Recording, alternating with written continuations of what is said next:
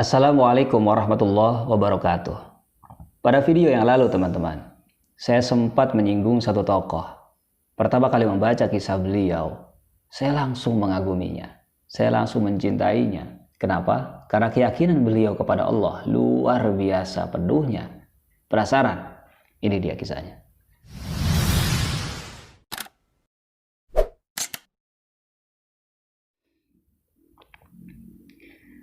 Nama beliau ialah Habib bin Muhammad Al-Jami Al-Basri.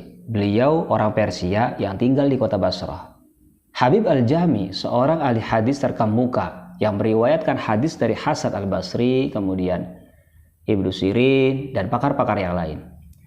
Pertobatan Habib Al-Jami dari kesenangan hidup dan memperturutkan hawa nafsu ini terpicu oleh kefasihan Hasan Al-Basri.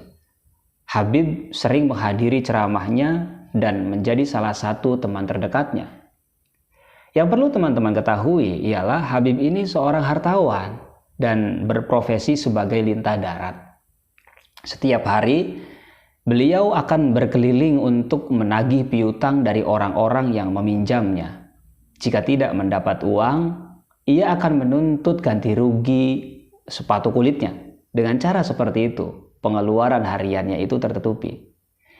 Tapi ada kata-kata yang membuat Habib terpecut, tercambuk, padahal itu keluar dari mulut anak kecil. Pada saat itu, beliau pergi untuk mencari para pengutangnya. Kebetulan hari itu hari Jumat, teman-teman. Dan anak-anak sedang bermain di jalanan. Ketika melihat Habib, mereka mulai berteriak-teriak. Lihat, Habib si lintah darat datang kemari. Lari, lari. Jangan sampai debu-debu di tubuhnya melekat atau menempel pada kita. Karena kita akan menjadi terkutuk seperti dirinya. Ya Allah ya Karim. Kata-kata ini teman-teman sangat menyakiti perasaan Habib. Beliau pun berjalan ke balai pertemuan. Dan di sana ceramah yang disampaikan Hasan Al-Basri langsung menghunjam ke hatinya. Sehingga ia pingsan. Kemudian Habib pun bertobat kepada Allah. Menyadari apa yang telah terjadi, Hasan Al-Basri kemudian meraih tangannya dan menenangkan Habib Al-Jami tadi. Ketika Habib meninggalkan tempat pertemuan itu, ada seorang pengutang melihatnya teman-teman. Dan mencoba untuk melarikan diri dari Habib. Habib memanggil, sini, jangan lari. Dulu engkaulah yang lari dariku, sekarang akulah yang harus lari darimu. Allah Karim.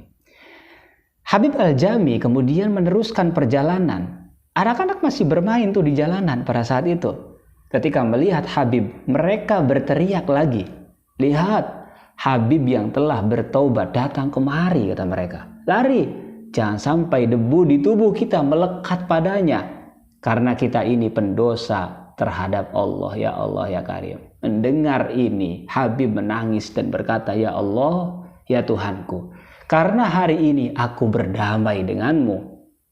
Engkau telah menabuhkan genderang di hati orang-orang untukku, kata Habib, dan menyerukan namaku di dalam kebajikan. Kemudian Habib membuat pengumuman, siapapun yang menginginkan harta benda dari Habib, kata Habib, datang dan ambil saja. Dengan pengumuman ini, orang pun datang berbondong-bondong. Dan Habib menyerahkan seluruh harta bendanya. Sehingga tidak tersisa sepeser pun teman-teman. Udah habis, ada lagi yang datang. Karena tidak memiliki apa-apa, cadar istrinya diberikan kepadanya. Datang lagi ada. Karena tidak memiliki apa-apa, baju kemejanya diserahkan oleh orang yang minta tadi. Dan Habib tetap dalam keadaan telanjang. Beliau pun akhirnya pergi untuk menyepi di tepi sungai. Dan di sanalah ia menyerahkan diri sepenuhnya untuk menyembah Allah. Setiap malam, siang, ia belajar di bawah bimbingan Hasan Al-Basri. Tetapi mohon maaf, ia tidak dapat mempelajari Al-Quran. Dan karena itulah, ia dijuluki orang barbar. Waktu pun berlalu teman-teman.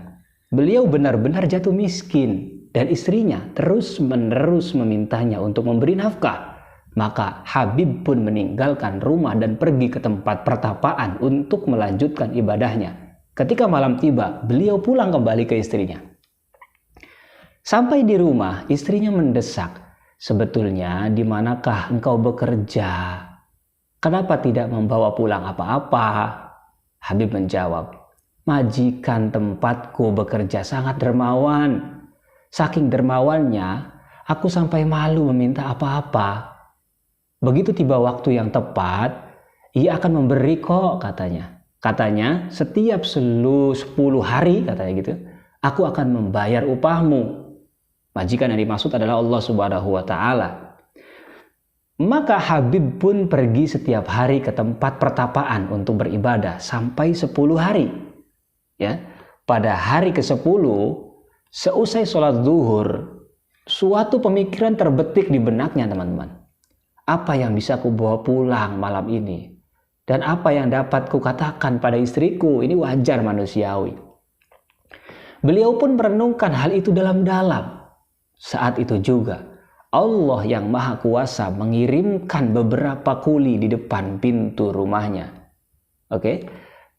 Kuli-kuli itu membawa keledai-keledai syarat muatan tepung, daging domba yang sudah dikuliti, minyak, madu, rempah, dan bumbu, semuanya ada, komplit semua.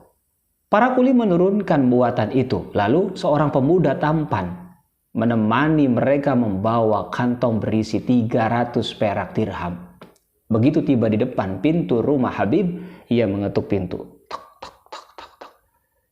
Istrinya membukakan pintu itu, kemudian bertanya, "Ada perlu apa?" Pemuda tampan tadi kemudian menjawab, "Tuanku mengirimkan semua ini. Bilang pada Habib, tingkatkan hasilnya dan kami akan menaikkan upahmu." Setelah mengatakan demikian, pemuda tampan tadi pergi. Begitu malam tiba, Habib pulang dalam keadaan malu, dalam keadaan sedih. Saat mendekati rumah, teman-teman, aroma roti dan masakan mendera hidungnya, wangi harum.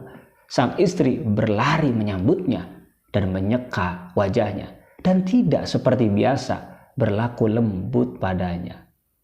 "Suamiku, majikanmu memang sangat baik, dermawan, dan penuh kasih sayang. Lihat, apa yang dikirimkan lewat perantara seorang pemuda tampan." Pemuda tampan tadi menyampaikan pesan suamiku, "Bila Habib pulang, bilang padanya, tingkatkan hasilnya dan kami akan meningkatkan upahmu," kata si istrinya di depan Habib dalam keadaan menangis bahagia. Habib tercengang. Jangankan Habib, saya saja yang tahu dari kisah ini pun tercengang. Ya mungkin kalian juga sama, tercengang juga. Karena ini luar biasa. Habib baru bekerja 10 hari gitu kan, dan Allah memberkahinya dengan semua kebaikan tadi tuh. Jika Habib bekerja lebih keras, apa yang Allah lakukan kepadanya? Ketika setiap kali mendengar kisah Habib Al-Jami, ini selalu terlintas dalam pikiran saya perkataan beliau kepada Hasan Al-Basri. Saat itu Habib sedikit memberi kritikan sebetulnya kepada Hasan Al-Basri. Habib berkata kepada Hasan Al-Basri, "Pengetahuan harus diiringi dengan keyakinan."